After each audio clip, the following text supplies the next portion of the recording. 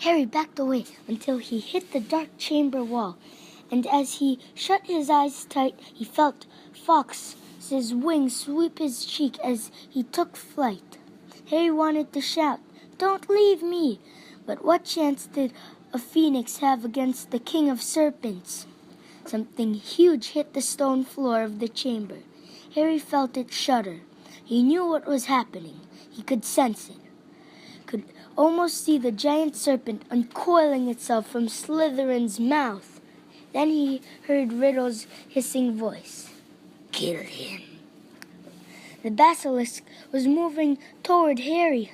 He could hear its heavy body slithering heavily across the dusty floor.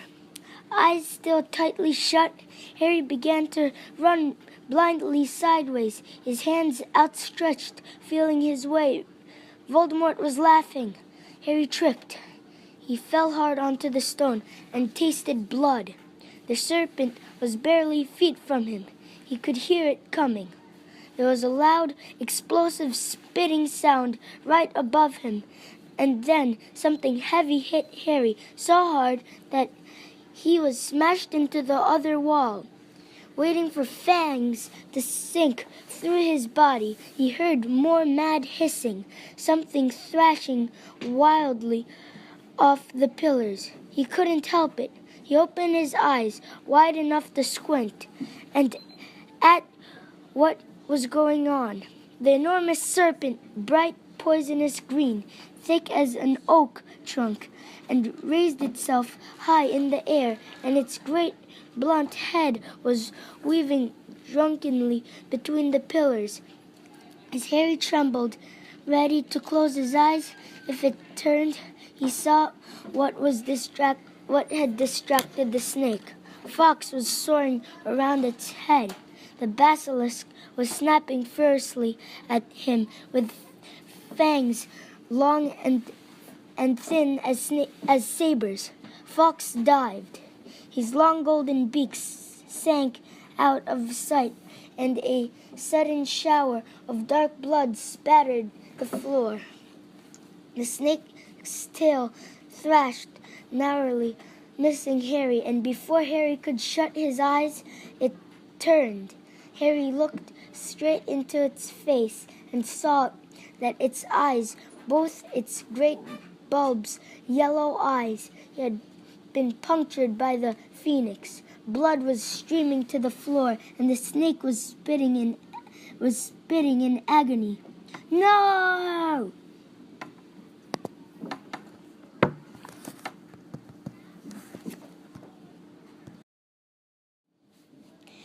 "Harry Potter will have some, sir, if he gives Dobby his word that he will not return to Hogwarts. Ah, sir, there is a danger you must not face. Say you won't go back, sir." "No," said Harry angrily. "Give me my friend's letters." "Then Harry Potter leaves Dobby no choice," said the elf sadly. Before Harry could move, Dobby had darted to the bedroom door, pulled it open, and sprinted down the stairs. Mouth dry, stomach lurching, Harry sprang after him, trying not to make a sound. He jumped the last 6 steps, landing cat-like on the hall carpet, looking around for Dobby. In the dining room, he heard Uncle Vernon saying, "Tell Petunia that very funny story about the American plumbers, Mr. Mason. She's been dying to hear."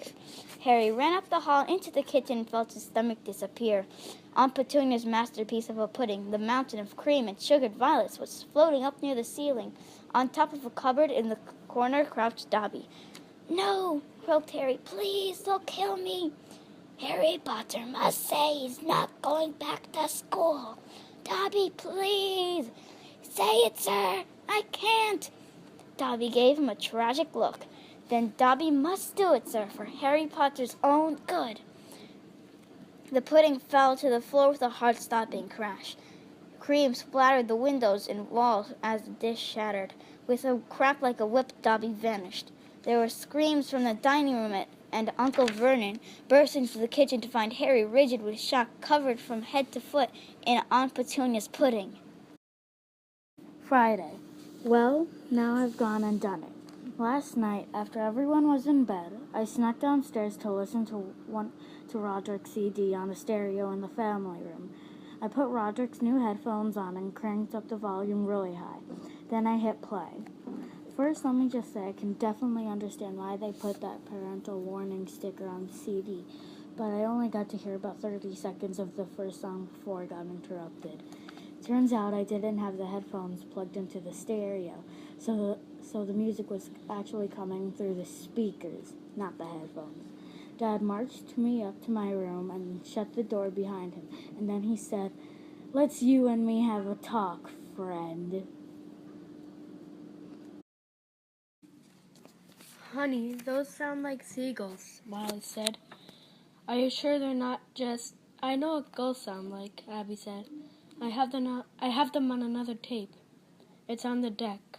The cassette marked birds. Walker hurried out to the deck and came back with the cassette. He ejected the recorder in and slid it in the birds tape. I'm going to be in the play, Freddie said. I'm going to be the green kangaroo. Mike choked on his potato and knocked over the full glass of milk. Ellen laughed because Mike spilled his milk. Dad jumped up. He patted Mike on the back to make him stop choking. Mom ran to get the sponge. She cleaned up the spilling milk. Freddie just sat there and smiled. What did you say, Mike asked? I said, I'm going to be in the school play. I said, I'm going to be the green kangaroo.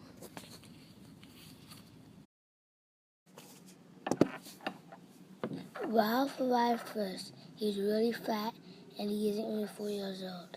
He doesn't say much either. He grunts grabs a lot, though. Usually his mouth is stuffed full of something. So the first thing Ralph does is wander into the kitchen. He looked around for something to eat, but Grandma was guarding the place. She kept telling him, no, you must wait till all the other children come. Jenny arrived next. She was wearing little white gloves and party shoes. She even carried a pocketbook. Besides that, she had on dirty jeans and an old sweater. Her mother apologized for her clothes, but she said she couldn't do anything like Jenny lately, especially since she had taken riding.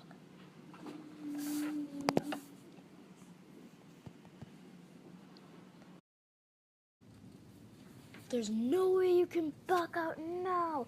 Off with her head, the prince rotted back. They chopped it off with a big whack. This pleased the prince. He smiled and said, she looks prettier without her head. Then up came sister number 2, who yelled, now I will try on the shoe. Try this instead, the prince yelled back.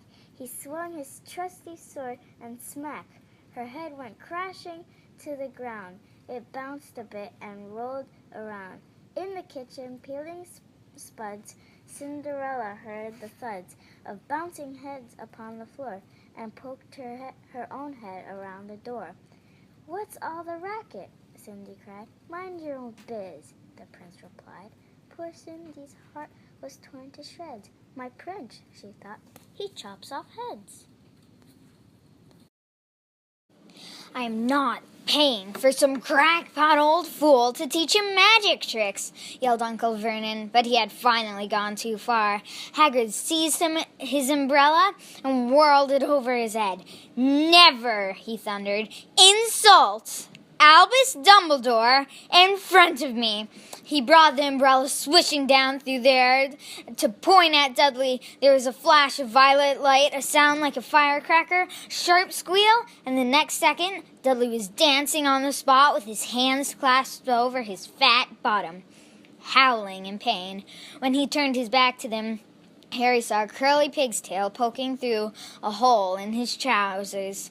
Uncle Vernon roared, pulling Aunt Petunia and Dudley into the other room. He cast one terrified look at Hagrid and slammed the door behind him. Hagrid looked down at his umbrella and stroked his beard. "Shouldn't have lost me temper," he said ruefully, "but it didn't work anyway. Meant to turn him into a pig, but I suppose he was too much like a pig to make. There wasn't much left to do." He cast a sideways look at Harry under his bushy eyebrows. Once Freddie tried to join Mike and his friends, but Mike said, "Get out of the way, kid." So Freddie tried to play with Ellen. Ellen didn't understand how to play his way. She messed up all of Freddie's things. Freddie got mad and pinched her. Ellen screamed, "Ah!" "Freddie did that," Mom yelled. "You shouldn't be mean to Ellen. She's smaller than you. She's just a baby." Ellen didn't look like a baby to Freddie. She didn't even sound like a baby either. She even goes to nursery school. Freddie thought, some baby. Freddie figured things would never get better for him. He would always be a great big middle nothing. "You ate our blueberries," I said. "Jimmy and I were on our knees more than 2 hours picking them, and Grandma was going to bake us a pie." "I didn't eat them all," Fudge said in a very small voice. "Turtle ate some." "You fed Turtle blueberries?" I asked. He liked them. "Turtle's a dog," I said at the sound of his name. Turtle appeared from behind the bushes. He plopped down next to me. "Let me see your tongue," I said, opening his mouth. Blue! His tongue and teeth were all blue. Fudge clutched his stomach and moaned again. "Boy, are you going to be sick," Jimmy told him. "I already am," Fudge cried. "My tummy hurts so bad." I showed my mom my card to check for any spelling errors, but she said what I wrote wasn't age appropriate. She told me maybe I should just get Natasha a little box of candy or something, but I wasn't about to take advice from my mother. At school, everyone around the room and put their Valentine cards in one of the other boxes, but I delivered my card to Natasha personally. I let her read it, and then I waited to see what she made for me. Natasha dug around in her box and pulled out the cheap store-bought card that was supposed to be for her friend Chantal, who was out sick that day. Then Natasha scribbled out her friend's name and put my name instead.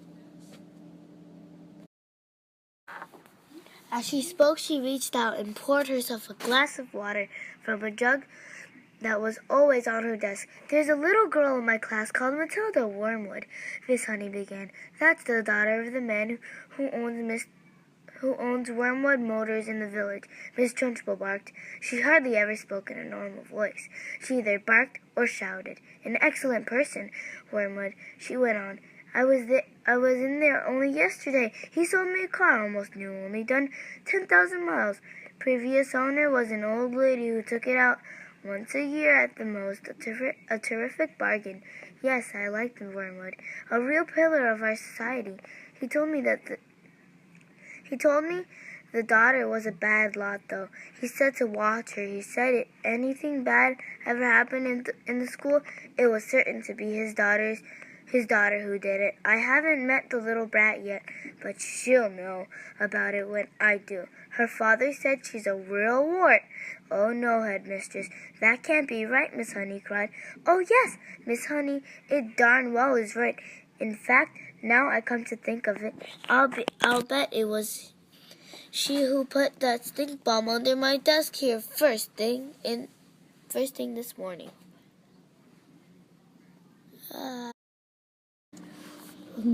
Fudge messed around with his cereal for a minute. Then he looked at my father and said, "No eat, no eat, no eat." My father wiped his mouth with his napkin, pushed back his chair, and got up from the table.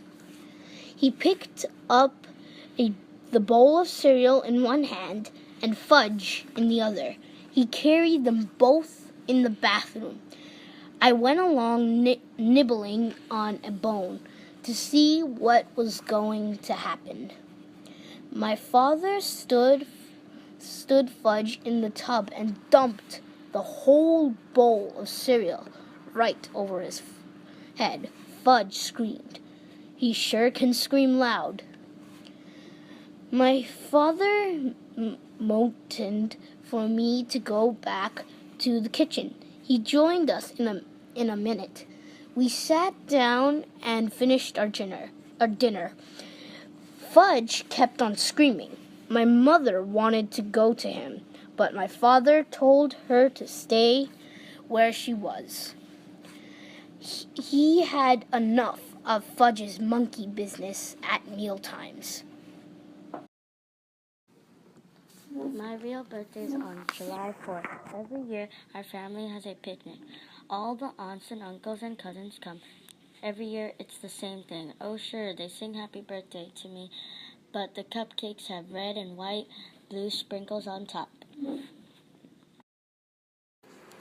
Then Nigel said, still balancing on one leg and facing the wall, Miss Honey taught us how to spell a very long word yesterday. And what word was that? The Trunchbull asked softly. The softer her voice became, the greater the danger. But Nigel wasn't to know this.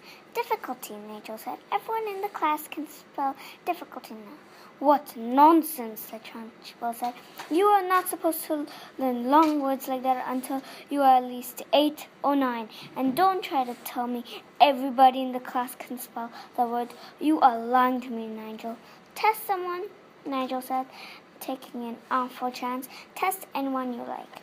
The Trunchbull's dangerous glittering eyes roved around the classroom. You, she said, pointing at a tiny and rather daft little girl called Prudence. Spell difficulty. Amazingly, Prudence spelled it correctly and without a moment's hesitation.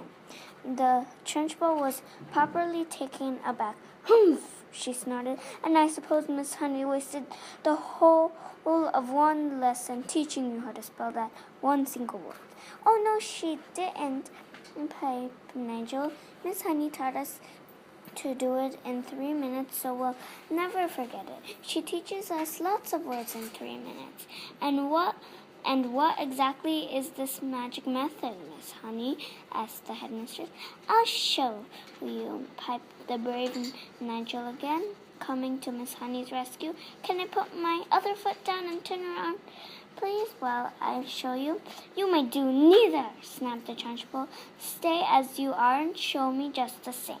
All right, said Nigel, wobblingly crazy on his one leg. Miss Honey gives us a little song about each word, and we all sing it together like we learn to spell it in no time. Would you like to hear the song about difficulty? I would be fascinated, the Trunchbull said in a voice dripping with sarcasm.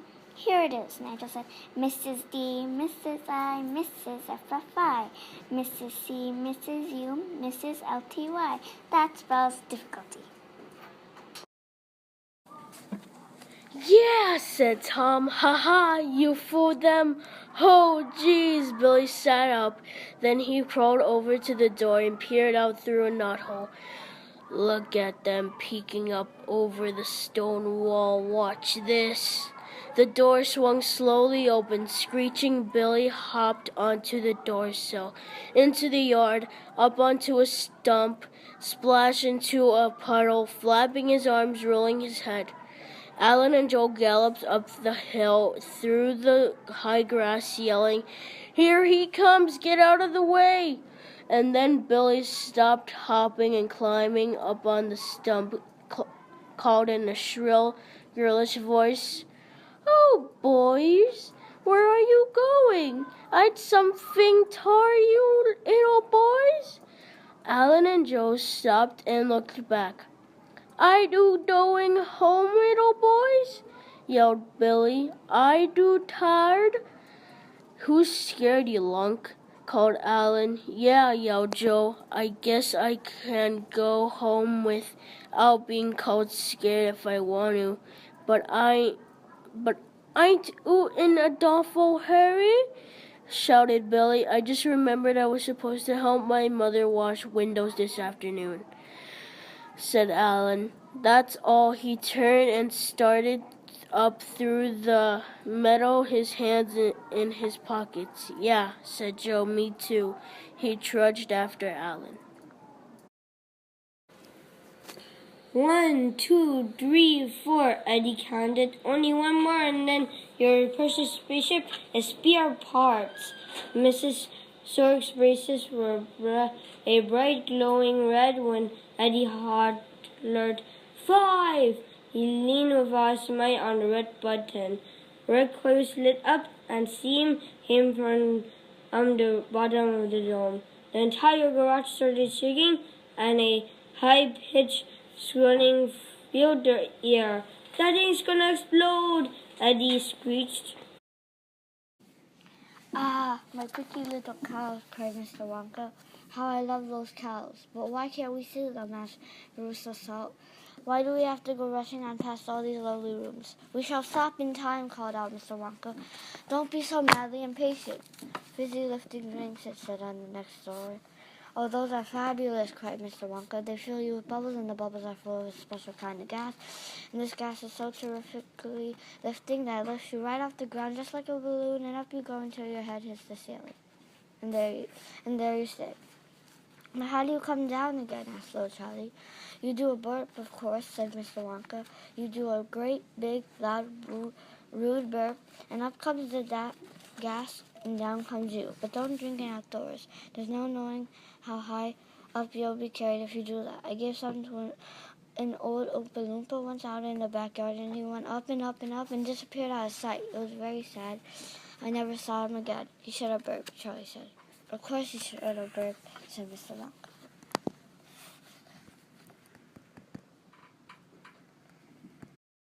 Chapter 2. Aloha.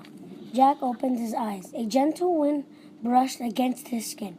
It smelled sweet and fresh. Annie looked out the window. Nice, she said. Jack looked out too. The treehouse had landed on top of a tall palm tree. The palm tree was at the edge of a flowery meadow. On one side of the meadow, a cliff dropped down to the beach and ocean. On the other side of the meadow were the rooftops of a small village. Beyond the village were tall gray mountains. Misty clouds hid their peaks. Waterfalls gushed down their sides. I told you I loved Hawaii, said Annie. Don't you? I have to learn about it first, said Jack. He put his glasses into place and opened the research book. He read out loud. Hawaii is a chain of islands in the Pacific Ocean. The largest island is Hawaii, which gives its name to the whole group. The islands were formed millions of years ago by volcanoes. The volcanoes were erupted under the ocean. Over time, the craters rose above the water. Wow, said Annie. We're on top of a volcano. Yeah, said Jack. He read on. The volcano rock crumbled and turned to soil. Over millions of years, wind and birds dropped seeds on the island. Plants and trees began to grow, and birds and insects made their homes. Cool, said Jack. He took out his notebook and pencil and wrote, wind and birds brought seeds. The huge nightcrawler sprawled limply in the center of the platter, brown and steaming. Boiled, said Tom. We boiled it. Billy stormed about the barn, kicking barrels, and posts arguing. A nightcrawler isn't a worm. If it was a worm, it would be called a worm. A nightcrawler's a nightcrawler. Finally, Joe ran off to get his father's dictionary. Nightcrawler. An earthworm, I expect a large earthworm found on the soil surface at night. Billy kicked a barrel. It wasn't fair. He didn't care that what any dictionary said. Everybody knew the difference between a nightcrawler and a worm. Look at the thing. Yarg! It was as big as a souvenir pencil from the Empire State Building. Yeah, he poked it with his fingers. We live on the west side of the park. If I want to get to the zoo in a pony cart, I have to walk all the way through the east side. Sometimes my mother walks across the park with Fudge. He likes the animals a lot, especially the monkeys. He also likes the helium-filled balloons. But as soon as my mother buys him one, he lets it go. I think he likes to see it up. I think he likes to see it float up in the sky. My mother said that's a waste of money, and she's not going to buy him any more balloons until he promises not to let it go. I got out of bed and tipped over to my door. Fuzzy followed me. I put my ear right up against the door so I wouldn't miss anything. I know. You know my bike, I heard the great one said. Yes, the one that needs to be fixed. Well, here's the thing. That's when I sneezed, a big, noisy sneeze. I couldn't help it. It just came out. Fuzzy jumped. The great one shrieked. Then she said, Emily, I'll call you right back.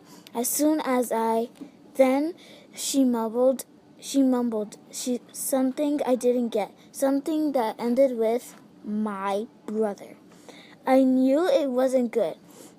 I ran back to bed, pulled up my blanket, and pretended I was asleep.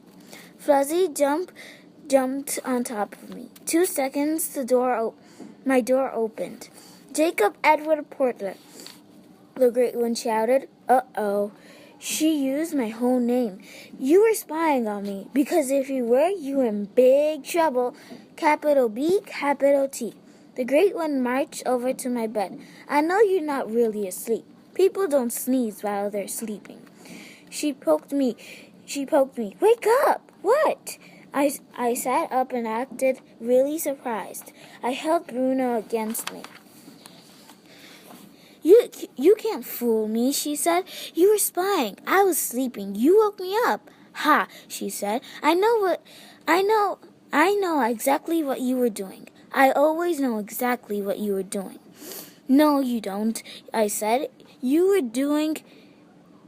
don't know anything. No more spying or I'll tell. Spying is better than lying, I shouted.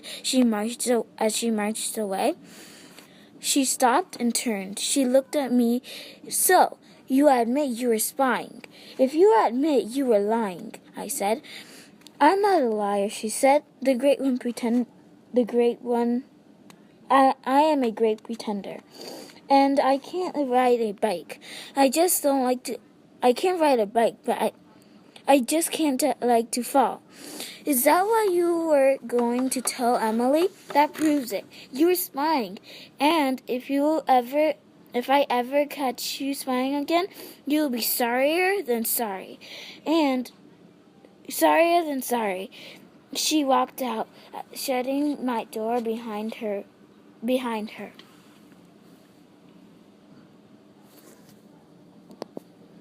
I'm done. You said I'm done before I... Eat your cereal, my father said. No, eat cereal, Fudge yelled. My father was really mad. His face turned bright red. He said, Fudge, you will eat the cereal or you will wear it. This was turning out to be fun after all, I thought, and the lamb chops were really tasty. I dipped the bone in some ketchup and chewed away. Fudge messed around with his cereal for a minute. Then he looked at my father and said, No, eat, no, eat, no, eat. My father whipped his mouth with a with his napkin, pushed back his chair, and got up from the table. He picked up the bowl of cereal in one hand and fudge in the other. He carried them both into the bathroom. I went along, nibbling one on a bone to see what was going to happen. My father stood fudge in the tub and dumped the whole bowl of cereal right over his head. Fudge screamed. He sure can scream loud. My father motioned for me to go back to the kitchen. He yawned us in a minute. We sat down and finished our dinner. Fudge kept on screaming. My mother wanted to go to him, but my father told her to stay where she was. He'd had not enough of Fudge's monkey business at mealtimes. The Oompa Loompa took one look at Mrs. Gloop and exploded into peals of laughter. "Oh, do be quiet," said Mr. Wonka. "Control yourself. Pull yourself together. Mrs. Gloop doesn't think it's at all funny." "You can say that again," said Mrs. Gloop. "Go straight to the fudge room," Mr. Wonka said to the Oompa Loompa, "and when you get there, take a long stick and start poking around inside the big chocolate mixing barrel. I'm almost certain you'll find them in there, but you better look sharp. We'll have to hurry. If you leave him in the chocolate mixing barrel too long, he's liable to get poured into the fudge boiler. And that really would be a disaster, wouldn't it? My fudge would become quite uneatable."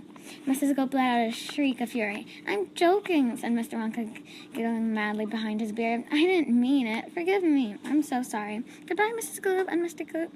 Goodbye. I'll see you later." As Mr. and Mrs. Gloop and their tiny escort hurried away, the 5 Oompa Loompas on their far side of the river suddenly began hopping and dancing about and beating wildly upon a number of very small drums. "Atticus Gloop," they chanted. "Atticus Gloop, Atticus Gloop, Atticus Gloop." "Grandpa," cried Charlie. "Listen to them, Grandpa. What are they doing?" "Shh," whispered Grandpa Jill. "I think they're going to sing us a song." "Atticus Gloop," chanted the Oompa Loompas. And "Atticus Gloop, Atticus Gloop, Atticus Gloop." How long could we allow the beast to gorge and guzzle, feed, and feast on everything he wanted to? Great Scott, it simply wouldn't do. However long this pig might live, we're positive he'd never give even the smallest bit of fun or happiness to anyone. Got out of bed and tiptoed over to my door. Flossie followed me. I put my ear right up against the door so I wouldn't miss anything. "You know my bike?" I heard the Great One say. "Yes, the one that needs to be fixed." "Well, here's the thing. That's when I sneeze. A big noisy sneeze. I couldn't help it. It just came out." Flossie jumped. The Great One struck. Then she said, "Emily, I'll call you right back. As soon as I..." Then she mumbled something I didn't get. Something that ended with "my brother." I knew it wasn't good. I ran back to my bed, pulled up my blanket, and pretended I was asleep. Flossie jumped on top of me. 2 seconds later, my door opened. "Jacob Edward Porter," the Great One shouted. Uh-oh, she used my whole name. "Were you spying on me? Because if you were, you are in big trouble. Capital B, capital T." The Great One marched over to my bed. "I know you're not really asleep. People don't sneeze while they're sleeping." She poked me. "Wake up." "What?" I said. "Up." I sat up and acted really surprised. I held Bruno against me.